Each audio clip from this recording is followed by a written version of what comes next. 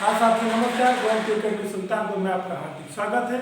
आज हम आपको राष्ट्रपति की इलेक्शन के बाद इसके बचे टॉपिक जैसे हड़ताएं, शपथ, शर्तें, पदावधि, विशेषाधिकार के बताएंगे। जैसा हम बताएं कि राष्ट्रपति के विषय में हम आपको 2-3 वीडियो देंगे, जिससे कम्प्लीटली राष्ट्रपति के विषय में आप जान जाए, जो प्रश्न बनते हैं उसको जान जाए, परीक्षा में दिक्कत ना हो। तो सबसे पहले आप हमारे चैनल को सब्सक्राइब कर लीजिए, बेल दबाकर ऑल को क्लिक कर लीजिए, जिससे सभी नोटिफिकेशन आपको मिलता रहे। तो आज हम राष्ट्रपति की हड़ताएं, शपथ, शर्तें, पदावधि, विशेषाधिकार, इससे प्रश्न बनते हैं जो कि बहुत महत्वपूर्ण है। एक एक टॉपिक है, इसको आप समझते चलिए। जैसे अभी हम राष्ट्रपति के निर्वाचन के विषय में आपको बताए थे। राष्ट्रपति निर्वाचन में कौन कौन शामिल होता है, कैसे कैसे इनका निर्वाचन कोटा प्राप्त होता है, एक विधायक का मत का मूल्य क्या होता है, सांसद का मत का मूल्य क्या होता है, मतदान कैसे होता है, फिर उसका गणना कैसे होती है, कैसे राष्ट्रपति चुना जाता है।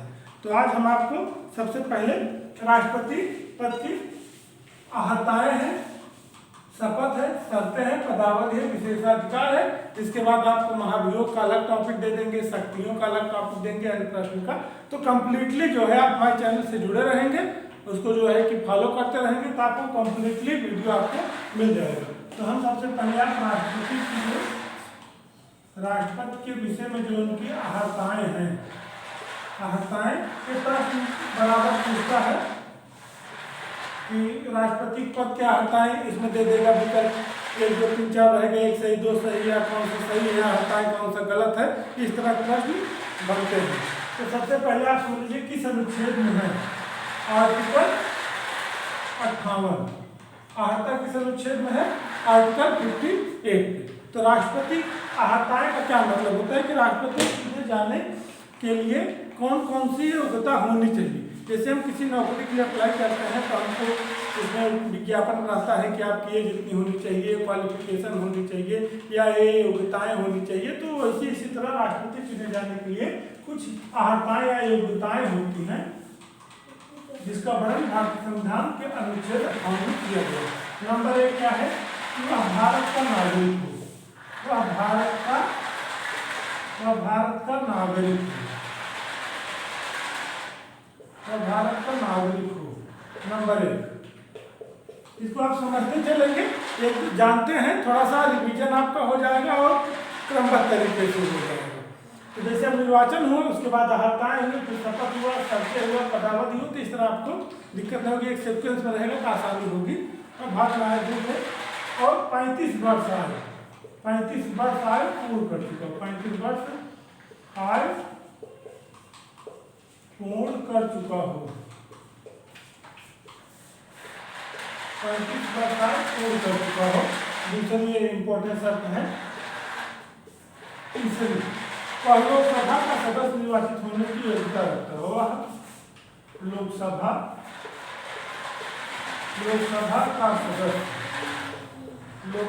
का सदस्य निर्वाचित होने की योग्यता रखता है, निर्वाचित होने की योग्यता रखता हो। ये इंपॉर्टेंट है, तो पूछा भी जाता है कि लोकसभा का सदस्य निर्वाचित होने की योग्यता रखता है। अब उसमें प्रश्न बनता है राज्यसभा का, तो इस तरह से आप अगर दिमाग लगा रहे भारत नागरिक को कंसिडर किया और लोकसभा निर्वाचित होने की योग्यता रखता हो। और चौथा, लाभ का पद न धारण करे, लाभ का पद न धारण करें, अब लाभ का पद मतलब है इसमें आप कई तरह से हैं। लाभ का पद होते चाहे संघ सरकार का लाभ का पद हो, संघ सरकार का या राज्य सरकार का या स्थानीय प्राधिकरण का या जो है कि सार्वजनिक रूप से। कहने का मतलब है कि आप समझ के चलिए कि लाभ का पद न धारण करें, कोई भी लाभ का पद, चाहे संघ सरकार का, चाहे राज्य सरकार का, चाहे स्थानीय प्राधिकरण का, चाहे सार्वजनिक रूप से। तो कहने का मतलब है कि देता है कि संघ सरकार के अधीन लाभ का पद निर्धारण करे या राज्य सरकार का अधीन निर्धारण करे, तो हमें इसलिए लाभ का पद। अब लाभ का पद चाहे किस तरह से हो, वह किसी तरह का लाभ शपथ धारण नहीं करेगा। तो आपको सबसे पहले अहर्ता क्लियर हो गई। भारतीय संविधान के अनुच्छेद 58 में इनकी अहर्ता के विषय में बताया गया है। और भारत का नागरिक हो, 35 वर्ष की आयु पूरा कर चुका हो, लोकसभा का सदस्य निर्वाचित होने की योग्यता रखता हो, वह किसी प्रकार का कोई लाभ का पद धारण न करे, चाहे केंद्र सरकार का हो, राज्य सरकार का हो, स्थानीय प्राधिकारी का हो या सार्वजनिक रूप से हो। तो जो विकल्प प्रश्न बनता है इसी तरह बनेगा। अब इसमें दे दियो भारत का नागरिक हो, इसे दे देगा कि राष्ट्रपति का अहर्ता के विषय में कौन सा प्रश्न सही नहीं है। और भारत के नागरिक हो, 35 वर्ष की आयु पूर्ण कर चुका हो, राज्यसभा सदस्य निर्वाचित होने के उत्तर लाभ का पद न धारण करे, यही गलत हो जाएगा क्योंकि राज्यसभा दे दिया है। तो आपको इतना याद होना चाहिए, भारत का नागरिक हो, 35 वर्ष की आयु पूरा कर चुका हो, लोकसभा सदस्य निर्वाचित होने की योग्यता रखता हो, लाभ का पद धारण न करे। ये आपका अहर्ता हो गई, राष्ट्रपति पद की अहर्ता हो गई। अब अगला टॉपिक जो है, एक टॉपिक एकदम स्पष्ट करके चलिए, शपथ। ये भारतीय संविधान अनुच्छेद 60 के तहत, अनुच्छेद 60 में शपथ का वर्णन है।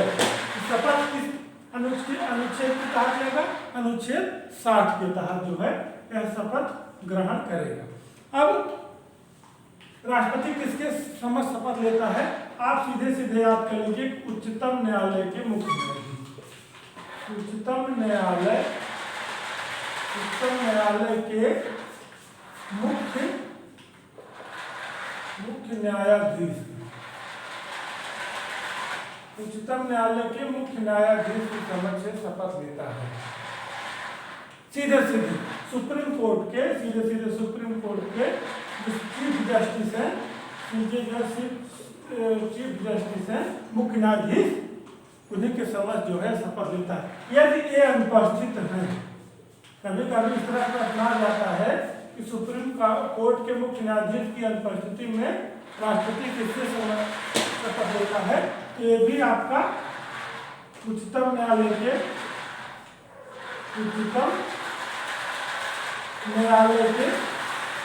वरिष्ठ न्यायाधीश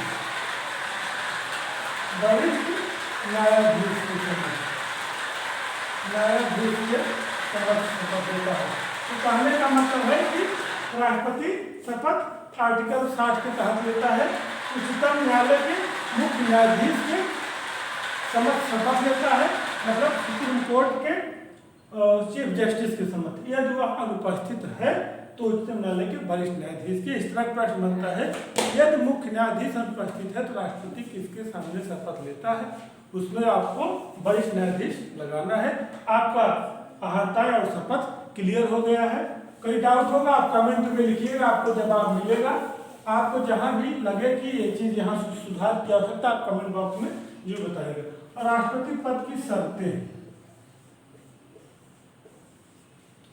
देखिए, अब मुख्य रूप से क्या है कि अहर्ता योग्यता होती है और शर्तें कुछ उसके पद के लिए शर्तें होती, तो दोनों अलग है। थोड़ा सा ध्यान समझने को दे।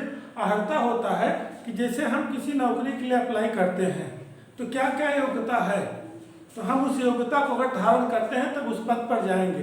पद धारण करने के बाद उसकी कुछ शर्तें होती कि आप ऐसा ऐसा काम करेंगे। बस वही है कि अहर्ता राष्ट्रपति की योग्यता है और उसकी पद पाने पे कुछ शर्तें हैं। नंबर 1 शर्तें क्या है कि वह संसद के किसी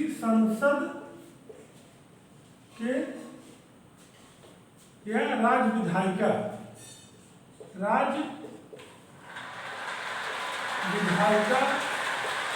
के किसी सदन का सदस्य नहीं होगा,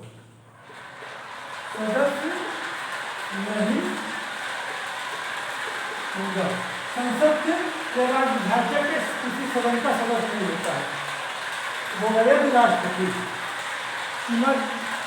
चुना जाता है संसद के लोकसभा विधायिका मतलब विधानसभा विधान परिषद के किसी सदन का सदस्य नहीं होता है, यदि वह है सदस्य तो उसको राष्ट्रपति बनने की पूर्व त्यागपत्र देना होगा। स्पष्ट हो गया कि राष्ट्रपति बनने वाला व्यक्ति संसद या राज्य विधानमंडल का सदस्य है तो उसको उस पद से त्यागपत्र देना होगा। नंबर 2 कोई लाभ का पद धारण नहीं करेगा, हमने हर समय बताया है। कोई लाभ का पद धारण नहीं करेगा, असल लाभ का पद धारण नहीं करेगा, उसे कोई लाभ का पद हमने बताया राज्य सरकार, केंद्र सरकार, स्थानीय प्रशासनिक किसी प्रकार का कोई लाभ का पद धारण नहीं करेगा। और देखिए अब ये शर्तें में उसको उसके पद की शर्तें हैं, तो उसमें कुछ उसके जैसे उसे एक आवास, मतलब जिसको कहते हैं राष्ट्रपति भवन, राष्ट्रपति भवन दिया जाएगा। राष्ट्रपति भवन दिया जाएगा, जो मतलब वह उसके शर्त के आवास रहेगा, जो उसमें उसके रहने के लिए पूरी व्यवस्था दी जाएगी। उसको वेतन भत्ते अन्य सुविधाएं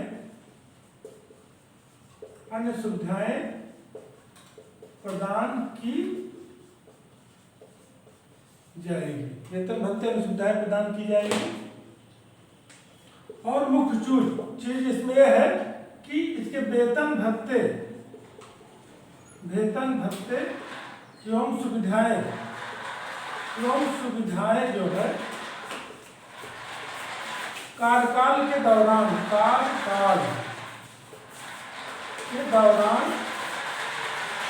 कम नहीं की जाएगी, कम नहीं की जाएगी। ये समझिए, मुख्य चीज आप समझ गए ना, कि जैसे अहर्ता और शर्तें में अंतर आप समझ गए कि अहर्ता कि हमको नौकरी पाने से पहले क्या क्या होता है, हम BA हो, MA हो, BEd हो या PhD हो। अब नौकरी पा गए तो उसकी क्या शर्तें हैं, हमको कैसे काम करना है, वहाँ हमको क्या नियम बनाना है, उसी तरह इनकी अहर्ताएं हमने बताया। अब ये शर्तें हैं कि वह जब राष्ट्रपति बनना है तो संसद के या राज्य विधायिका के किसी सदन का सदस्य नहीं होगा, पहले यदि है तो इस्तीफा देना पड़ेगा। कोई लाभ का पद धारण नहीं करेगा, अन्य कहीं किसी तरह से लाभ के पद पर नौकरी पेशा वाला आदमी नहीं होगा। उसे एक आवास मिलेगा, राष्ट्रपति भवन, जिसमें उसकी सारी सुविधाएं होंगी। वेतन भत्ते तथा अन्य सुविधाएं प्रदान की जाएंगी, उसको वहाँ रहने के लिए आवास के लिए जो तरह तरह बहुत सारी सुविधाएं होता है, और ये सुविधाएं कम नहीं की जाएगी। जो सुविधाएं दी जाएगी उसके कार्यकाल के दौरान कम नहीं की जाएगी। अब ये समझिए कि इसमें कथन काल या कौन सा सही है, इस तरह बहुत प्रश्न बनते हैं, इस तरह दे देगा, एक थोड़ा सा अंतर कर देगा तो आपको दिक्कत होगी। इसको आप समझ गए होंगे। अब आपकी पदावली,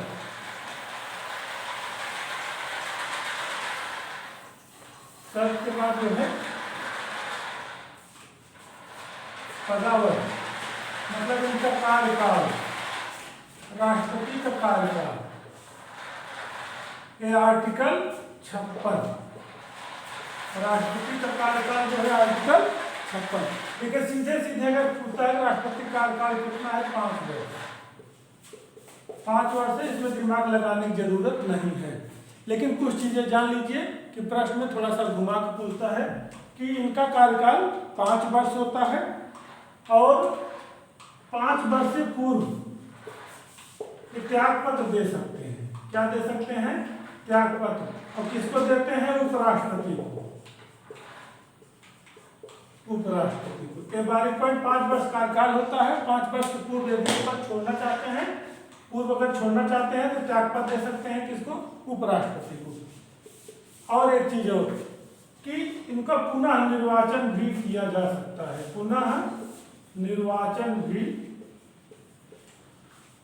किया जा सकता है, किया जा सकता है। इनका पुनः निर्वाचन भी किया जा सकता है। कोई राष्ट्रपति है तो उसका पुनः, अभी तक जो है डॉक्टर राजेंद्र प्रसाद जो है, डॉक्टर राजेंद्र प्रसाद 2 बार चुने गए, एकमात्र राष्ट्रपति ऐसे हैं जो 2 बार चुने गए हैं। और एक चीज और है कि 5 वर्ष का सीधे सीधे प्रश्न आएगा तो 5 वर्ष, थोड़ा सा घुमाता है तो विकल्प अनुसार आप देख कर लगाएंगे। त्याग पत्र दे सकता है, किसको? उपराष्ट्रपति को, पुनः निर्वाचित हो सकता है।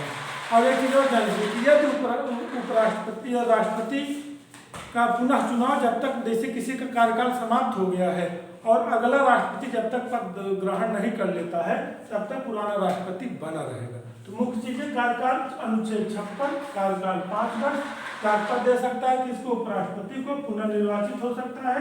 डॉक्टर राजेंद्र प्रसाद 2 बार ऐसे व्यक्ति हैं जो 2 बार राष्ट्रपति चुने गए हैं और नया राष्ट्रपति जब तक चुनाव नहीं ग्रहण कर लेता है, पद धारण नहीं कर लेता है, तब तक उसका पद बना रहेगा, पुराने का पद बना रहेगा। अब राष्ट्रपति से संबंधित कुछ विशेषाधिकार हैं, इसको जान लेते हैं। राष्ट्रपति के विशेषाधिकार मुख्य रूप से आप समझिए कि बहुत बढ़िया टॉपिक है, बहुत आसान है कि राष्ट्रपति का विशेषाधिकार का क्या मतलब है कि राष्ट्रपति यदि अपने पद पर बना है उसको सार्वजनिक कार्य के लिए या व्यक्तिगत कृत्य के लिए उसकी गिरफ्तारी नहीं की जा सकती है।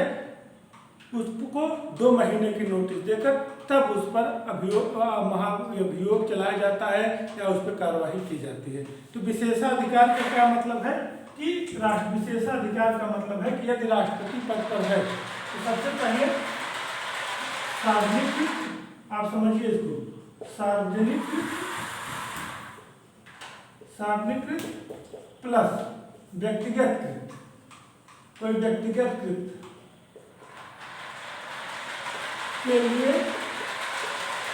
के लिए गिरफ्तार नहीं किया जा सकता है, गिरफ्तार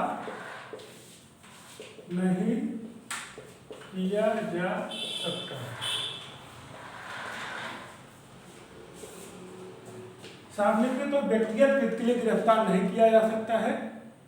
यदि उसे गिरफ्तार करना है या उसकी कार्रवाई करनी है तो 2 माह की नोटिस, 2 माह की नोटिस के बाद ही कोई कार्य होगा, मतलब 60 दिन। यह प्रश्न पेपर में पूछा जाता है कि कोई व्यक्ति राष्ट्रपति है तो उसे गिरफ्तार किया जा सकता है, नहीं, उस पर मुकदमा चलाया जा सकता है, नहीं। लेकिन यदि उसको इस तरह का कृत्य है, अगर समझ में आता है कि नहीं ये गलत है, तो उसको कितने दिन की नोटिस मिलना चाहिए, 2 माह या 60 दिन। तो उसके बाद उस पर अभियोग चलाया जाता है। क्या चलाया जाता है? अभियोग। इस पर भी है चर्चा आपसे की जाएगी। तो आप समझ जाएंगे विशेषाधिकार। अब एक चीज और जान लीजिए, इसमें यदि राष्ट्रपति के चुनाव से संबंधित कोई विवाद हो जाता है, एक भी प्रश्न आता है चुनाव में विवाद, यदि राष्ट्रपति के चुनाव में कोई विवाद होता है तो सुप्रीम कोर्ट, सर्वोच्च न्यायालय का निर्णय मान्य होगा, सर्वोच्च न्यायालय का निर्णय मान्य होगा, समझिए या राष्ट्रपति के चुनाव में कोई विवाद होता है, तक राष्ट्रपति के चुनाव में कोई विवाद होता है तो इसका निर्णय मान्य होता है सर्वोच्च न्यायालय, उच्च न्यायालय, राष्ट्र संसद, या इस तरह विकल्प बनता है तो आप सर्वोच्च न्यायालय ही लगाइएगा। मतलब सर्वोच्च न्यायालय का मतलब है कि यदि चुनाव में विवाद संबंधित कोई मुद्दा है तो वह जो है सर्वोच्च न्यायालय में चुना जाएगा। और राष्ट्रपति के निर्वाचन को इस आधार पर चुनौती नहीं दी जा सकती है कि उसका निर्वाचक मंडल अपूर्ण है। निर्वाचक मंडल, ये भी समझते चलिए, निर्वाचक मंडल अपूर्ण है, अपूर्ण है। ये भी चुनाव से संबंधित मामला है कि ये उसका निर्णय कहाँ होगा या कोई विवाद है सर्वोच्च न्यायालय में। निर्वाचक मंडल अपूर्ण है मतलब है कि ये संसद में या विधानसभा में कोई सदस्य, जैसे उसमें है ना संसद के दोनों सदनों के सदस्य, राज्य विधानसभा के निर्वाचित सदस्य, अगर उसमें किसी व्यक्ति का पद रिक्त है तो उसमें उसके अगर चुनाव हो जाता है तो उसको गलत नहीं माना जाएगा, जो नहीं है सो नहीं, जो है उसी आधार पर चुनाव हो जाएगा। कहने का मतलब है कि यदि संसद के कोई भी सदस्य अनुपस्थित है और वह चाहता है कि मतलब हमारे न रहने चुनाव हुआ, तो ऐसा नहीं, जो व्यक्ति मौके पर उपस्थित है तो उसी के आधार पर उसका चुनाव कर लिया जाता है। तो कहने का मतलब है कि राष्ट्रपति के चुनाव से संबंधित विवाद का निपटारा हम करेगा सर्वोच्च न्यायालय। एक प्रश्न बनता है कि क्या निर्वाचित कोई सदस्य उपस्थित है लेकिन अगर राष्ट्रपति चुनाव होता है तो वैध माना जाएगा। हाँ, आपको स्पष्ट रूप से जान लीजिए कि यदि किसी का पद रिक्त है और राष्ट्रपति का चुनाव हो जाता है तो अवैध नहीं माना जाएगा। और एक चीज और जान लीजिए कि यदि सर्वोच्च न्यायालय राष्ट्रपति के किए गए कार्य को, किसी भी कार्य को अवैध ठहराने का प्रयास करती है, अगर राष्ट्रपति का पद बना रहता है और उनके चुनाव से संबंधित कोई मामला विवाद है, आप इसको समझने का प्रयास करिए कि यदि कोई व्यक्ति राष्ट्रपति निर्वाचित हो जाता है, कोई व्यक्ति जो है राष्ट्रपति निर्वाचित हो जाता है, राष्ट्रपति निर्वाचित हो जाता है, निर्वाचित हो जाता है,